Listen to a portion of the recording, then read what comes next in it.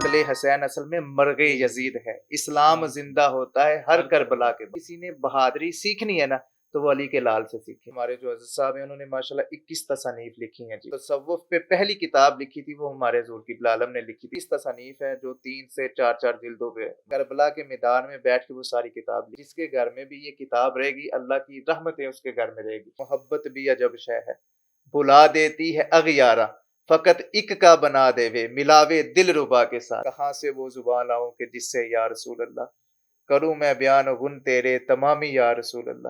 کہ جنات نہیں ہے تو وہ سمجھے کہ قرآن کا انکار ہے. کیونکہ کونے کے اوپر نا ایک مخلوق ایک کھڑی تھی بالکل سینہ تان کے تو اوپر اس کے نا بال اڑ رہے تھے بالکل. اس طرح برات ہماری جاتی ہے نا اس طرح جنات کی برات جا رہی تھی. کوئی بھی کہے کہ میں جنات کو دیکھ لوں ایسا تو پاسبل نہیں ہے نا. اصلی حالت میں آ جائے نا تو کوئی انسان انہیں دیکھ ہی نہیں سکتا. خواجہ یعقوب مصطفی رحمۃ اللہ علیہ تھے. آپ جب چلا کرتے تھے تو آپ کے ارد گرد جنات جو ہے نا وہ روشنی. آپ جناب اکیلے بیٹھ جائیں خوشبو لگا کے کوئی بھی تو سورہ اخلاص کی تسبیح کرنے لگ پڑیں تو اس کے جو محافظ ہوں گے وہی آپ کو نظر آنا شروع ہو جائیں. کوئی ایسا گھر نہیں ہے جس گھر میں جنات نہیں ہوتے. اللہ صلی اللہ میں تو یہ کہتا ہوں کہ جس بندے کو کوئی کام نہیں نہ ملتا وہ پیر بن جاتا ہے. وہ نماز پڑھیں 5 وقت اپنے رب کو یاد کرتے رہیں تو آپ ان چیزوں سے ویسے محفوظ رہتے ہیں.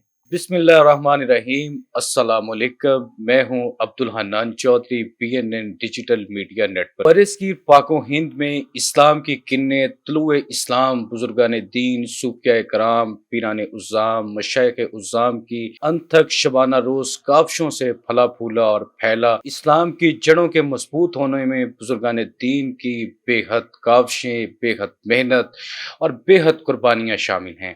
اسلام کی تاریخ کا مطالعہ کریں تو اس میں بنیادی اور کلیدی کردار جو نظر آتا ہے وہ اولیاء کرام مشائخ عظام کا اس خطہ برصغیر میں جن کی بدولت اسلام نے نشو و نما پائی اور محبت سے امن سے رواداری سے بھائی چارے سے اسلام کا پیغام اور پیغمبر اسلام والی کون و مکان سرور دو جہاں صلی اللہ علیہ وآلہ وسلم کا پیغام عام. آج ہم ایک ایسی شخصیت کے ساتھ موجود ہیں جو ایک بہت بڑے پاکستان کے برصغیر پاک و ہند کے روحانی خانوادے کے چشم و چراغ ہیں.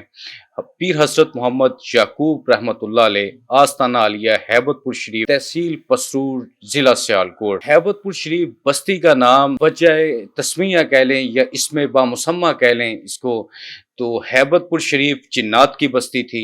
غیر مرئی مخلوق بہت زیادہ تھی تو حضرت نے غیر مرئی مخلوق کو بشرف اسلام کرنے اور اس کے ساتھ ساتھ اسلام کو جو غیر مسلم یہاں پہ بہت زیادہ آباد تھے ان کو اسلام کی طرف لانے میں اپنا کلیدی کردار ادا کیا.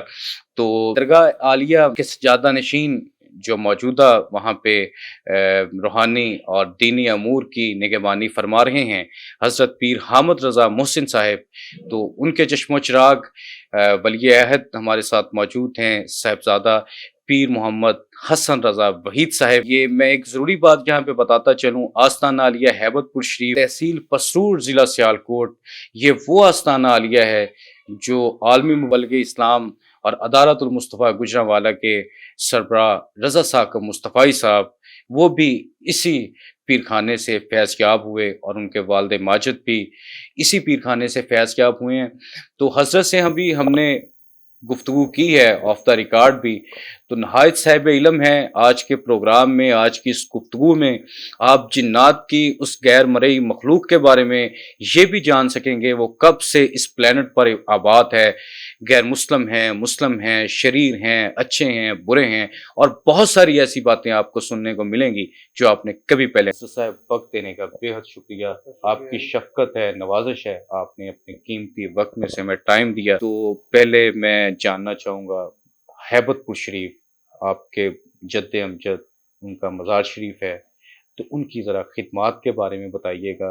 غیر مرئی مخلوق اور مرئی مخلوق نظر آنے والی مخلوق اور نہ نظر آنے والی مخلوق کو کس طرح انہوں نے امن و محبت وحدانیت و رسالت کی طرف انہوں نے قائل کیا. بسم اللہ الرحمن الرحیم.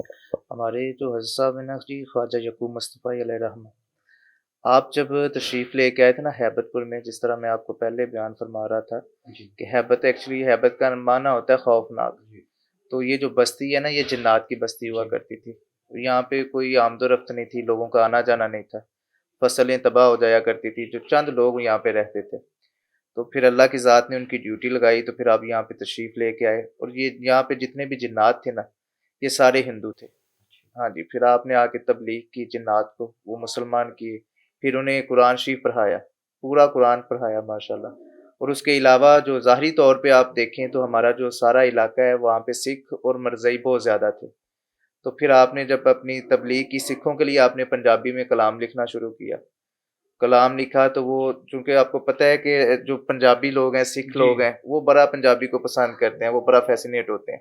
تو حضرت صاحب نے پھر جب پنجابی میں کلام لکھا تو ان کی اٹریکشن ہوئی، انہوں نے پھر آنا شروع کر دیا.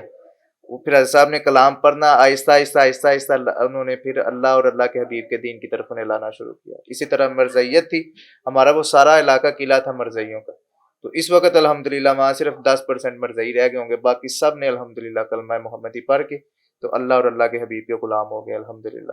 اور آخری نبی ہمارے نبی کریم صلی اللہ تعالیٰ علیہ وآلہ وسلم، ان پہ وہ ایمان لے کے آئے ہیں، ان کا انہوں نے کلمہ پڑھا ہے الحمدللہ. اس کے علاوہ ہمارے جو حضرت صاحب ہیں، انہوں نے ماشاءاللہ 21 تصانیف لکھی ہیں جی. ماشاءاللہ. اور حضور داتا صاحب کے بعد جو تصوف پہ پہلی کتاب لکھی تھی وہ ہمارے حضور قبلہ عالم نے لکھی تھی، سیر تصوف اس کا نام تھا. ماشاءاللہ. اور وہ نیشنل بک فاؤنڈیشن والے ہیں، وہ جی اسے پرنٹ کرتے رہے ہیں، اچھا ابھی بھی وہ کر رہے ہیں. اور جتنے بھی الحمدللہ پاکستان کے نامور علماء مشائخ ہیں، ان کی لائبریری کی زینت ہے وہ کتاب. اس کی تقریباً 4 جلدیں ہیں جی. اس کے علاوہ آپ نے اور یاد محبوب ہے، ایک نعتیہ کلام. اس کے علاوہ برکات الاسماء، جو ہمارے ظاہری خفی اذکار ہوتے ہیں نقش بندی سلسلہ کے، مختلف سلسلہ عالیہ کے، وہ آپ نے لکھے ہوئے ہیں. اس کے علاوہ پھر مراقبہ، آپ نے سارے اسباق بتائے ہوئے ہیں. اس کے علاوہ آپ نے تقریباً ٹوٹل 21 تصانیف ہیں جو 3 سے 4 جلدوں پہ ماشاءاللہ. ایک سیرت فاطمہ آپ نے لکھی ہے کربلا معلیٰ پہ. اور وہ کتاب آپ فرماتے ہیں کہ جس وقت میں یہ کتاب لکھ رہا تھا تو میں کربلا کے میدان میں بیٹھ کے وہ ساری کتاب لکھی ہے. تو اس کی کیفیت، اس کی روحانیت، جب آپ وہ پڑھتے ہیں تو جیسے جیسے آپ وہ جملے پڑھتے جاتے ہیں وہ ساری کیفیت آپ کے وجود پہ وارد ہوتی جاتی ہے. اتنا اس میں لذت ہے اور اتنا درد ہے کہ آپ کی آنکھوں سے آنسو نہیں تھمتے. تو وہ میں انشاءاللہ آپ کو تحفہ بھی وہ پیش کروں گا. وہ کتاب ہمارے صاحب فرماتے تھے کہ جس کے گھر میں بھی یہ کتاب رہے گی، اللہ کی رحمتیں اس کے گھر میں رہے گی. آپ اس کا نام ہی دیکھ لینا کتنا پیارا ہے، سیرت فاطمہ. تو یہ اللہ کی ذات نے الحمدللہ، میں سمجھتا ہوں ہمارے لیے بڑی خوش بختی ہے کہ ہم اس گھرانے میں پیدا ہوئے ہیں. تو الحمدللہ اب تو پوری دنیا میں ہم جاتے ہیں اور حضرت صاحب کا نام لے کے ہی جاتے ہیں اور اسلام کی دین کی خدمت کر رہے ہیں الحمدللہ. حضرت صاحب آپ نے گفتگو جو فرمائی ہے وہ اتنی شاندار گفتگو ہے کہ اس کے ایک ایک فکرے میں کئی سوال آگے جی جنم بالکل آپ لے بول رہے سکتے ہیں. ہیں. تو میں اب سیرت فاطمہ، آپ نے سیدہ کائنات سلام اللہ علیہ کا ذکر فرمایا. سیرت فاطمہ جو کتاب لکھی گئی ہے وہ کربلا میں تو حضرت سیدہ کائنات کا تربیت تھی، کردار تھا جو باطل کے مقابلے میں اسلام کا ایک مضبوط قلعہ بن کے مقابلہ کیا 72 نفوس قدسیہ نے. تو اسلام کی حقانیت کے لیے کربلا کی قربانی کو چونکہ آپ کے بزرگوں نے بھی لکھا ہے، کس طرح آپ دیکھتے ہیں، تھوڑا ڈیفائن فرمائیں. میں صرف آپ کو یہ بتاتا ہوں کہ آپ ان کی اہل بیت سے محبت کا اندازہ اس بات سے لگائیں کہ میرا نام انہوں نے حسن رکھا ہے، میرے چھوٹے بھائی کا نام انہوں نے حسین رکھا ہے.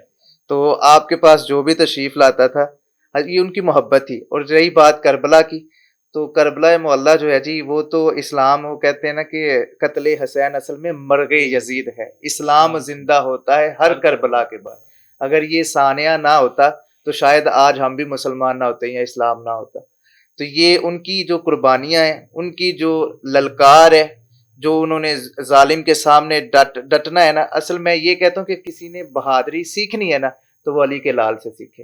تو یہ جو بہادری، یہ جو جذبہ، اور یہ آج تک جو ہم توانا رہتے ہیں نا، تو یہ صرف انہی کا نام لے کے رہتے ہیں اور انہی کی وجہ سے اللہ کی ذات نے. اور ہم تو، ہمارا تو ایمان یہ ہے کہ جو ان کا نہیں ہے وہ کسی کا بھی نہیں، نہ وہ اس جہاں کا ہے نہ وہ اگلے جہاں کا.